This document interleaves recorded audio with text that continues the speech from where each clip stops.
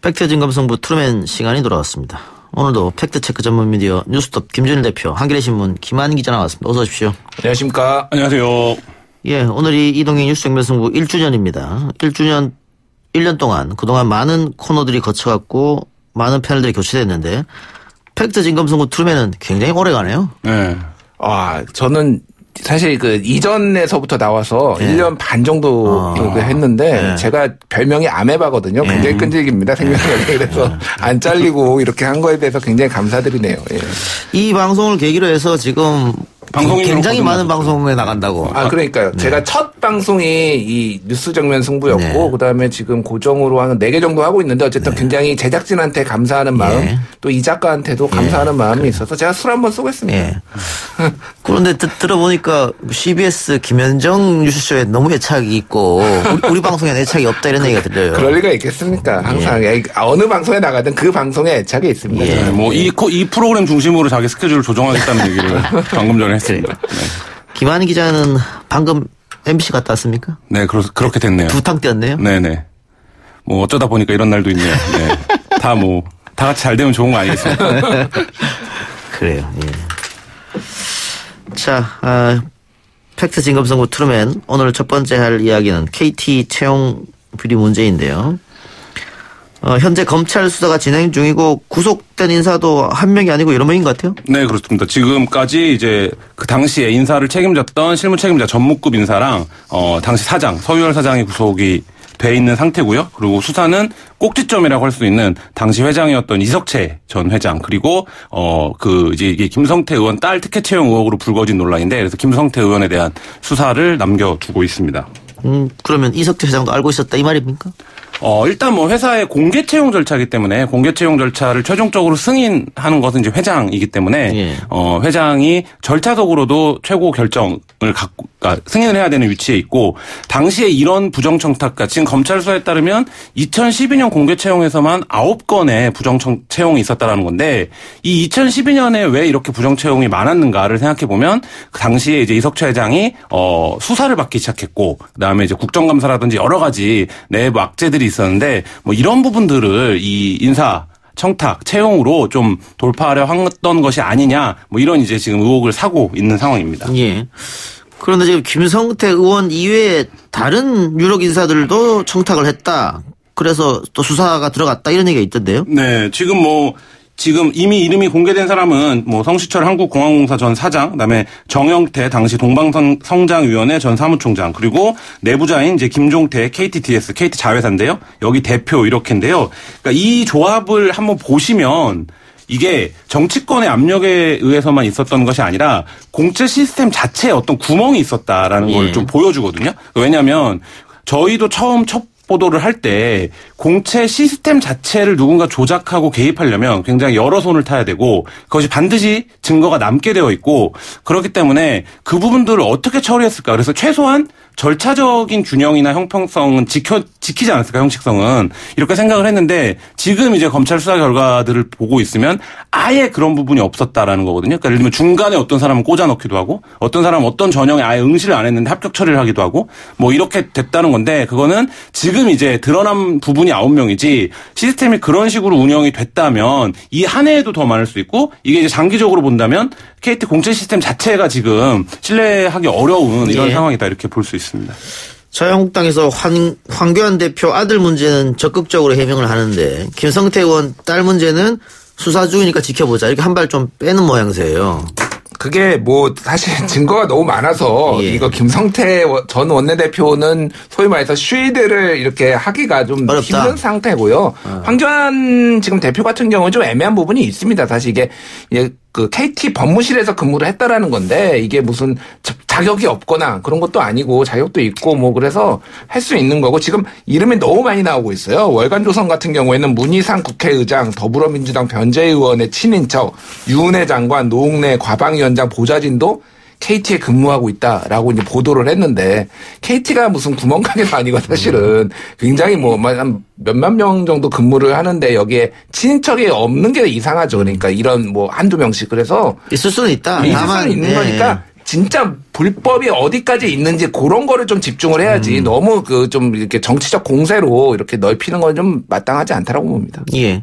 그러면은 지금 김 대표 말대로 그 김성태 의원은 증거가 많다. 네. 검찰도 자신하고 있겠네요. 검찰 자신하고 있는 게 이미 이제 뭐 서류 전형에 합격하지 않았는데 면접을 봤다라는 것이 확인이 됐고 또 뭐 그 서류 전형이라는 게 단계가 이제 나눠지는데 거기서 인적성 검사는 아예 불합격했는데 그러니까 그건 이제 객관적으로 평가가 가능하기 때문에 합격 불합격이 나올 수밖에 없는데 그거 아예 불합격하고 지금 합격 처리했다라는 거고 김성태 의원 본인이 해명한 것 중에 이제 꼬인 부분도 굉장히 많은데요. 입사 원서를 인편으로 접수했다라고 이제 해명을 했는데 이건 불가능합니다. 그러니까 KT는 온라인을 통해서만 접수를 받아요. 왜냐하면 온라인 통해서 그 인터넷상으로 인증을 받아야 하는 부분이 굉장히 많거든요. 근데 이 부분을 어떤 걸 내가 인증을 받아야 되는지도 모르는데 그 부분을 인편으로 서류를 접수했다. 이거 옛날처럼 무슨 1억서 한 장 내는 게 아니잖아요. 지금 입사 시험이라는 게. 그렇기 때문에 뭐 이런 과정들을 총체적으로 보면 김성태 의원 딸 그리고 지금 2012년 검찰이 들여다보고 있는 공채 기간 중에 굉장히 이상한 경우들이 많습니다. 예. 그러니까 예를 들면 이게 어떤 특정한 패턴이 있는 게 아니라 1차에서 떨어졌는데 2차부터 들어온 사람 뭐 1차는 합격했는데 2차에서 떨어졌는데 다시 3차를 뭐 이런 식으로 이제 막 섞여 있거든요. 이 패턴들이. 그러니까 이것은 그야말로 그냥 시스템이 없는 상태였다. 뭐 이렇게밖에 말할 수 없을 것 같고 뭐 김성태 의원 딸 같은 경우는 그 과정에서도 가장 이제 좀 확실한 케이스라고 볼 수 있을 것 같습니다. 지금 수사에서 나오는 것은 9건인데 사례가 지금 KT 그 인사 관련된 사람들 이야기를 들어보면 300명씩 공채를 뽑는데 한 10% 정도는 늘 명단이 왔다. 그럼 숫자가 굉장히 늘어나잖아요. 네. 이 9건 외에 더 있을 거다. 이렇게 합리적으로 의심할 수 있는 거 아닙니까? 네, 그러니까 저희가 인사 업무를 오래 담당한 내부자들 취재를 했는데요. 그때 이제 했던 얘기가 300명, 그러니까 KT가 상반기 300명, 하반기 300명 공채로 선발을 하는데 저희가 흔히 경력이나 특별 채용 같은 경우에는 어떤 청탁이나 뭐 추천 같은 것들이 있을 수 있다고 봅니다. 그러니까 뭐 그게 올바르다 그렇다가 아니라 기업들이 그런 관행들을 갖고 있죠, 여전히. 근데 공개 채용은 완전히 다른 얘기거든요. 근데 이 공개 채용 과정에서 10% 정도 리스트를 받았다라는 거예요. 근데 이 리스트가 뭐냐면 뭐 회장 비서실이 40%, 그다음에 뭐 사업부서가 30%, 그다음에 어떤 뭐 노조 추천이 10% 이런 식으로 된 리스트를 받아서 그걸 합격시켰다라는 건데 그 얘기는 시스템 자체를 믿을 수 없다라는 거랑 똑같은 얘기고 지금 검찰이 확인한 이 9건은 저희 취재 결과 KT가 서류에 표기를 해둔 거거든요. 그러니까 관계를 표기해둔 거예요. 그러니까 그거를 확인한 겁니다, 검찰이. 그러니까 그게 뭐 전체적인 자료를 전수조사하고 뭐 이런 과정들로 수사가 진행이 된다면 훨씬 늘어날 가능성이 사실 높죠. 떨고 있는 사람들 있겠네요, 그러면. 뭐 그런 제목의 기사들도 나오고 있더라고요. KT가 사실 뭐 여러 번 얘기가 나왔지만은 굉장히 솔직히 문제가 많은 기업이에요, 여기가. 왜냐면은 공기업이었다가 이제 민간 기업이 됐는데 이 예전에 그 정치권에서는 이거를 아직도 공기업, 안 좋은 의미의 공기업으로 보고 계속 사람을 꽂아놓고 솔직히 말씀드리면 제가 아는 분들이 여기 임원으로 많이 갔었습니다. 낙하산으로. 낙하산으로 가서. 그래서 뭐 반공기업 이런 얘기도 하잖아요. 그 자리가 있었어요, 사실은. 이분들, 그러니까 낙하산을 처리하기 위해서. 근데 이분들이 또 한 2년 정도 있다가 또 나가야 돼요. 왜냐면 뒤에 오는 또 낙하산들을 또 자리를 비워줘야 되니까 이런 식으로 굉장히 낭비가 많은데 이번 기회에 사실은 이거를 좀 일신을 해야 되는 상황이 있습니다. 예. 그러니까 그 부분이 있어요. 그러니까 황창규 지금 현재 회장 체제에 이른바 경영 자문역으로 뽑았던 사람들을 보면 KT가 왜 이런 인사들을 채용하는지가 나오는데 KT가 거의 내수를 기반으로 해서 정부의 규제나 관리에 따라서 굉장히 출렁일 수 있는 사업 구조를 갖고 있는 회사입니다. 근데 이런 상황에서 어떤 오너리스크라든지 법적인 문제가 발생을 하면 이거를 방어할 정치적 로비를 해야 할 이게 굉장히 손쉽게 유혹에 빠지는 거죠. 그렇다 보니까 사실 이제 그런 부분들을 제일 확실하게 서로 뭐 암묵적인 협약을 맺을 수 있는 게 채용 비리를 저지르는 거기 때문에 사실 그런 측면에서 이 KT의 구조적인 인사 비리를 좀 볼 필요가 있다 이런 생각. 그리고 지금 황창규 회장 시절에도 지금 이 비리가 있다라는 게 지금 있거든요. KT 민주동지회가 그 2015년 KT가 그 홍문종 자유한국당 의원 보좌관을 포함해서 측근 4명을 특혜 채용했다라고 주장하면서 남부지검에 지금 그 고발을 한 상태예요. 그래서 이 부분도 지금 해서 이거는 아까 전에 얘기했던 부분은 다 이석채 회장 때 일인데 지금 현임 네, 그렇죠. 황창규 회장도 지금 수사망에 오를 수도 있다라고 해서 총체적으로 지금 난국이. 저희가 내일자에 아마 이제 단독 보도로 나가는데 홍문종이 추천해서 경영자문을 해서 이제 월 수백만 원, 그러니까 억 단위의 자문료를 받아간 사람들이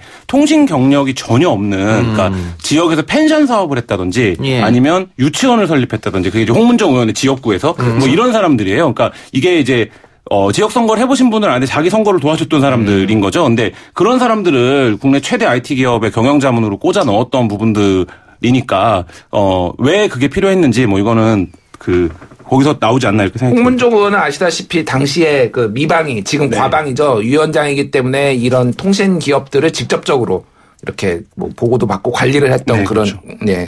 있었고요. 내일 한겨레 신문으로 나갑니까? 네, 그렇습니다. 또 김한의 특종입니까? 네, 뭐 저 다른 기자랑 같이 있었습니다. 네.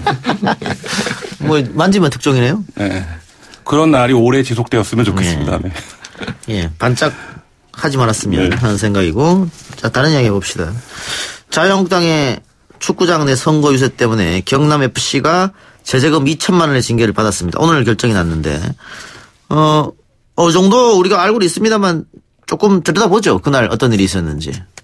그러니까 일단 뭐 기본적으로 선관위에서 허용하는 선거운동이 있고 허용하지 않는 선거운동이 있습니다. 근데 선거를 치러본 사람들이 굉장히 많기 때문에 어떤 게 되는 거고 어떤 게 안 되는 건지를 잘 압니다. 근데 경기장 내에서 이제 후보자의 이름, 기호가 적혀 있는 점퍼를 입고 선거운동을 하면 안 됩니다. 이거는 지역 선거를 해본 사람들은 기본적으로 숙지하고 있는 내용이에요. 근데 지금 이제 황교안 후보 측이 경남FC 축구장 유세를 가면서 이 부분을 어긴 거죠. 그러니까 기호 2번 국회의원 후보 강기훈이라고 이제 써여 있는 붉은색 점퍼를 입고 들어간 건데 뭐 이 과정에서 여러 보도들이 있습니다. 아직 다 사실관계 확인이 되지 않은 뭐 예를 들면 제지했는데도 들어갔다든지 뭐 표도 안 끊고 들어갔다 뭐 이런 부분들까지 있는데 어쨌든 이 붉은색 점퍼 차림을 입고 유세 활동을 한 거죠. 그러니까 이 부분이 두 가지 규정이 다 문제인데 선관위와 관련된, 그러니까 공직선거와 관련된 규정에 문제가 있고 그다음에 축구협회에 관련된 규정, 프로축구연맹 관련된 규정에 문제가 있습니다. 그러니까 근데 지금 2천만 원의 제재금을 받은 건 이제 축구연맹, 프로축구연맹 관련된 규정을 위반한, 그러니까 제재를 받은 상황입니다. 예. 그래서 경남FC가 2천만 원을 벌금을 맞았는데 혹자들은 경남FC가 피해자 아니냐, 왜 피해자가 이렇게 벌금을 내야 되냐 이런 얘기도 있어요. 근데 일단 공직선거법 위반은 된다고 합니다만은 이게 형사처벌 규정이 없어서 행정조치를 지금 내린 상태고요. 예. 그런데 지금 정의당도 농구장에서 유세하지 않았냐 이렇게 자유한국당이 또 들고 나왔더라고요. 이것도 문제가 있는 겁니까? 어떻게 되는 겁니까? 예, 지난달 2일인데 이게 정의당 이정미 대표와 그 여영국 후보가 그 LG 세이커스, 창원 LG 세이커스와 안양 KGC 인삼공사와의 경기에 이제 열린 창원 실내체육관을 찾았는데 예. 처음에 이제 그 여 후보는 노란색 배경에 기오 여영국이라고 써 있는 머리띠, 뭐 앙증맞은 머리띠 이런 건데, 그리고 어깨띠도 또 두르고 이제 경기장 밖에서 관객들에게 인사를 한 다음에 자, 안으로 일단 들어갔어요. 경기장 밖에서 인사하는 건 문제가 없는 없죠. 거죠. 예. 문제가 없죠. 예. 그리고 이제 그 경기장 안에서는 근데 이제 그 경기장 이 관계자 측들이 벗으라고 해서 벗었다라는 게 정의당 얘기고요. 다만 사진 촬영을 위해서 잠시 썼다가 다시 벗었다라는 게 이제 정의당 측 얘기예요. 그래서 아까 전에 김한 기자가 얘기했지만은 다른 건 뭐냐면은 축구에서는 엄격하게 정치적 행위를 금지하는 그 제재 조항이 있는데 농구에는 그런 제재 조항은 없습니다. 없다, 그래서 농구에는. 그거는 좀 다른 부분이고요. 예. 이제 이게 그 공직선거법에서 이제 사전 선거운동에 해당되느냐 안 되느냐를 가지고 약간의 논란이 있어요. 근데 그 공직선거법 60조 3을 보면은 예비 후보자거든, 이때는. 예비 후보자인데, 왜냐하면 선거 전 120일 전에 등록을 했기 때문에 예비 후보자는 선거운동을 위하여 어깨띠 또는 예비 후보자에만 나타내는 표지물을 착용하는 행위는 가능하다라고 돼 있거든요. 예. 그래서 이를테면 머리를 띠를 두른 거, 뭐 이런 거, 어깨띠를 한 거는 이제 후보자 본인이 직접 한 거기 때문에 그거는 가능한 것으로 보입니다. 근데 어쨌든 선관위는 이거 들여다보겠다라고 어쨌든 하는 상황이고, 그래서 그거는 봐야 되겠지만은 뭐 법상으로는 일단 그래요. 그래서 크게 문제가 되지는 않는데 이게 공교롭게 이제 경기장에서 둘 다 벌어진 거니까 지금 문제가 되고 있는 것 같습니다. 예. 그리고 이 경남F 축구장에 들어간 거가 이렇게 커진 이유는 사실 이게 벌점을 받을 수 있었기 때문이거든요. 그러니까 예를 들면 그렇죠. 경남FC가 지금 제가 알기로 6인가를 달리고 있는데 벌점 10점을 받아버리면 사실 올해 순위 경쟁 자체가 의미 없어지기 때문에 저는 이제 첫날 이게 주말에 있었던 일로 제가 기억을 하는데 그 축구 사이트들이 난리가 났더라고요. 그러니까 벌점을 받는다고. 그래서 사실 굉장히 좀 그 경남 FC가 또 도민 이제 그 구단이기 때문에 그 부분을 좀 자극한, 그러니까 피해를 줬다라는 거가 이제 많이 좀 커진 측면이 있습니다. 경남 FC 문제 논란으로 선거에 영향이 좀 있을까요?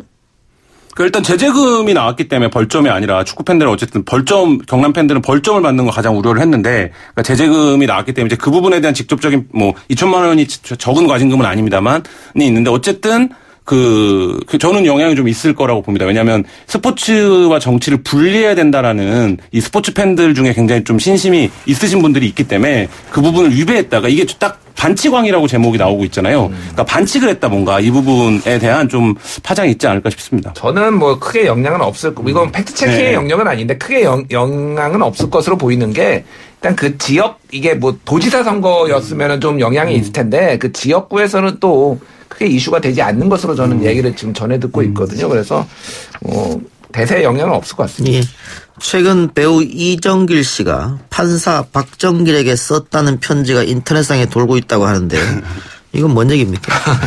이게 제목이 자유수호 국가원로의 서신 14호 그리고 박정길 판사님 탤런트 이정길입니다라고 이제 시작을 합니다. 예. 그래서 내용이 뭐냐면은 박정길 판사는 아시겠지만 동부지방법원의 소속의 영장 전담 판사로 지난 26일에 이른바 그 환경부 블랙리스트 의혹 문건으로 수사를 받고 있는 그 김은경 전 환경부 장관에 대한 구속영장을 이제 기각을 했습니다. 예. 그 이후에 이제 이 글이 나온 거예요. 그래서 이름이 같아요. 성은 다르고 배우 이정길 씨는 다 유명하신 분이니까 다 아실 테고 이정길 탤런트가 박정길 판사를 비판하는 내용인데 그래서 이제 너무 길어서 다 말씀드릴 수는 없고요. 그래서 마지막에 다시 한번 묻는다. 내 놈의 정체는 무엇이냐? 빨갱이냐? 아니면 한 자리 해먹겠다? 라는 걸로 이제 끝나는 거고요. 저희 뉴스톱에서 이거를 직접 이정길 씨와 통화를 했어요. 통화까지 했어요? 예. 이분이 굉장히 지금 글로벌 에너지 전문 기업의 부회장으로 근무를 하고 계세요. 그래서 해외 출장 중이시더라고요. 그래서 통화를 어렵게 됐는데 굉장히 좀 황당하고 본인은 정치적인 문제에 개입하고 싶지 않은데 본인의 이름이 도용당한 것에 대해서 매우 불쾌하고 있는 입장이더라고요. 왜 이정길 씨 이름을 도용했을까요? 그거는 저희가 이거를 누가 처음에 만들었는지는 저희가 확인을 못해서 모르겠는데 그냥 진짜 화제성을 노린 것 같아요. 그냥 이정길, 박정길 이렇게. 아니 이렇게 사람 이름 도용해서 막 이런 거 써도 법적으로 문제 없나요? 이건 문제가 있죠. 왜냐하면 이거는 누가 처음에 이거를 유포했는지를 그러니까 이정길 씨가 이제 고소를 하면은 그렇죠. 경찰은 이제 찾을 거예요. 근데 우리나라 경찰이 생각보다 유능해서 다 찾아요. 이거를 처음에 누가 만들고 누가 어디에 올라왔는지. 그러면은 이제 이거는 명예훼손 혐의로 이제 배상을 해야 되겠죠. 그런 문제는 있는 거고요. 이게 자유수호 국가원로의 명의로 올라왔다고 하는데 이 단체는 실제로 존재하는 단체입니까? 홈페이지가 있는데요. 저희가 그래서 이것도 확인을 해봤는데 홈페이지 회사 소개란에는 국가의 안보 상황과 심각성과 정치 사회 이런 도덕성이 실추된 국가의 앞날을 걱정하는 전직 국회의장, 국무총리, 대법관, 대학교 총장 등등등등 애국 원로들의 모임이라고 하는데 어떤 분들이 속해 있는지는 정확하게 확인은 안 되고 있고 다만 장경순 3인 의장이 있는데 이분은 5.16 군사정변에 가담했던 군인 출신이에요. 그래서 이런 분들이 이제 있는 걸로 알려져 있는데 저희가 전화를 해봤더니 결번이더라고요, 전화가. 그래서 굉장히 실체가 모호하고 그러니까 국가원로라는 이름으로 이렇게 좀 현재 정부에 대한 불만을 막 이렇게 좀 거친 언어로 쏟아내는 정체불명의 조직인 걸로 지금 확인이 되고 있습니다. 예. 상임의장이 장경순, 공동의장이 김문기 씨는 상지대 사태로 유명한 분이죠. 예. 이런 분이 의장, 공동의장으로 돼 있는 그런 단체인데 가짜뉴스를 누가 만드나를 오래 추적해본 입장에서 굉장히 냄새가 나네요. 네. 그래서 예전에 서신들을 보면은 서신 2호 이게 지금 14호까지 나왔는데 서신 2호를 보면은 제목이 문재인 대통령은 재임 기간을 넘겼다. 북한에서 넘어온 진짜 생간첩이다. 나라를 팔아먹은 대역죄인이다.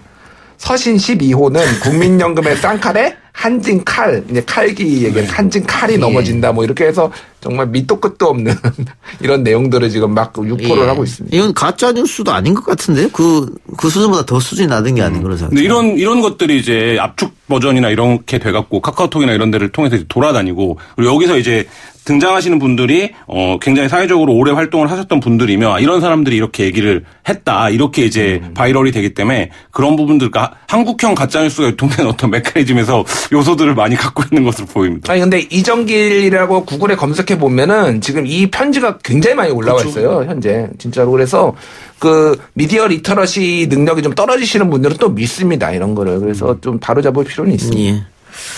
예, 스튜디오에 저와 같은 시간에 MBC 세계는 그리고 우리는 진행하던 박지원 변호사가 놀러 왔네요. 저분 교체됐거든요. 네, 그렇군요. 네. 1주년 기념으로 오신 건가요? 예, 1주년 기념 축하해주러 왔습니다. 다른 방송을 하시다가 다른 방송의 1주년을 축하해 주셨네요. 고맙고요. 어제가 만우절이었지 않습니까? 예. 네. 만우절 기념이라고 해야 되나요? 아니, 가짜뉴스. 만우절발 가짜뉴스. 저는 저거 하나 봤어요. 남북미 정상회담이 드디어 평양에서 열립니다. 깜짝 놀라서 클릭했더니 가짜뉴스였습니다. 1년 하셨으면 안 속으실만 한데, 그걸 시사 프로를 1년이나 하시고도 클릭을 하는 성공한 가짜뉴스네요. 그래요. 이 작가가 속았다. 이거 브랜드가 괜찮네요. 됐죠. 괜찮네요. 네. 근데 이런 사실 재미도 없고 감동도 없는데 4월 1일 날 왜 이런 가짜뉴스를 막 만들어낼까요? 이것도 일종의 관심 받기 위한 어떤 그런 행동인가요? 재미로 만드는 건데 그게 진짜 미디어 리터러시가 좀 떨어지시는 분들은 속기도 합니다. 그래서 제가 떨어진 사람입니까?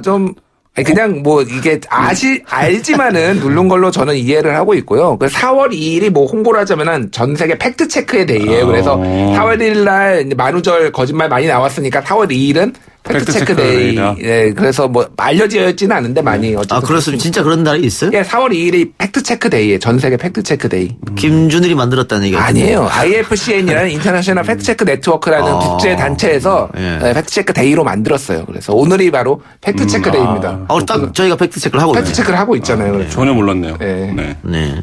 그러면은 이 팩트 체크라는 게 우리나라에서만 요즘 뭐 유행하는 게 아니고 전 세계적으로 관심이 있는 분야인 것 같네요. 전 세계가 다 관심이 있고 한 200개 정도 단체나 언론사가 지금 팩트체킹을 열심히 하고 있어요. 뭐 이유나 이런 데서는 가짜뉴스가 비단 한국만의 문제가 아니라 이유나 이런 데서는 유럽위원회 차원에서 이 가짜뉴스 문제에 대응해야 된다, 이렇게 지금 나서고 있는 상황인데 그 이유가 뭐냐면 결국 미디어를 수용할 수 있는, 그러니까 미디어를 접하는 시간은 한계가 있는데 가짜뉴스에 자꾸 노출이 되다 보면 진짜 뉴스를 볼 시간이 없어지게 됩니다. 그러니까 그렇게 되면 어떻게 되냐면 미디어가 수행해야 되는 어떤 기능들이 있잖아요. 그 기능들이 이제 무너지게 되는 것이 오고, 그걸 결국 이제 EU 차원에서 좀 막아보자. 사회적인 논의가 필요하다, 대응이 필요하다, 이렇게 해서 지금 하고 있는데, 저희는 자꾸 이 가짜뉴스를 정쟁의 대상으로 삼으면서 뭐 표현의 자유를 침해한다, 이 관점에서는 접근을 하고 있는데, 그게 아니라 좀 진짜 뉴스의 토대들 자체가 흔들린다. 그러니까 아까 지금 남북미 정상회담 클릭하셨다는 얘기가 딱 그런 사례일 텐데, 그러니까 뭐 이거의 관점에서 좀 접근해볼 필요가 있습니다. 1인 미디어 혹은 뉴 미디어가 갑자기 이렇게 크게 성장하고 대접받고 하면서 가짜뉴스가 더 늘었다, 이렇게 봐도 되는 건가요? 아무래도 그러니까 채널이 늘어난 거는 영향이 있고요. 채널이 늘어난 건 영향이 있고 유튜브의 영향이 좀 크긴 합니다.